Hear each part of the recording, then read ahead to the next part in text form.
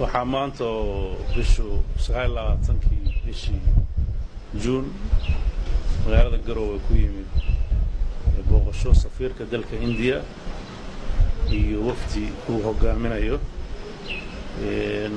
waxaan aad uga mahadcelinaynaa booqashadan oo ah booqashadii ugu horeysay oo yimaado safiir India waxaan aad uga mahadcelinaynaa dowladda India oo xiriir taariikhi ah oo soo jireen la leh geeyiga Soomaaliyeed gaar ahaan Puntland oo xiriir ganacsi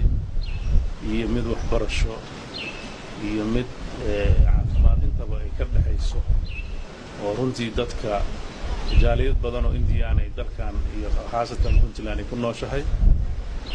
jaaliyad badan iyo dad fara badan oo arday iyo dad caafimaad u aaday isugu jiray iyo ganacsatada ay India xiriir iyo booqashooyinta badan ku tagaan waxaan ku faraxsanahay in maanta ay yimaadeen oo ka hadalnay arrimo badan oo la xiriira xiriirka guud ahaan Soomaaliya iyo gaar ahaan Puntland sidii loo horumarin lahaa xiriirka ka dhaxeeya dhinaca ganacsiga xiriirka ka dhaxeeya dhinaca waxbarashada gaar ahaan Puntland in ay qondo fiican ka hesho ardada soo baxda sanad walba inay helaan deeq waxbarasho ee dalka India oo runtii safiirku arrintaas si weyn uu maaragtay u ballan qaaday sidoo kale waxyaabaha aan ka wada hadlaynay waxaa ka mid ah sidii dadka caafimaadka u aado oo ay ka haysato dhib fara badan dhinaca fiisooyinka iyadana xal loo helo oo ay magaalada Garowe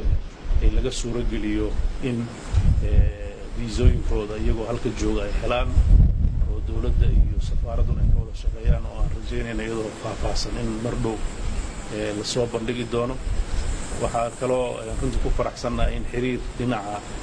dhaqanka iyo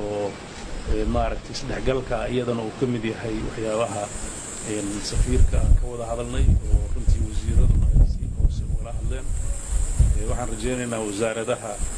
arrimahaas khuseeya ee caafimaadka iyo waxbarashada iyo arrimaha gudaha iyo ganacsiga inay sii wadi doonaan wada shaqaynta dhow safaaradda iyo dowladda India laga leeyahay waxaan aad ugu faraxsanahay inaan maanta soo dhaweeyno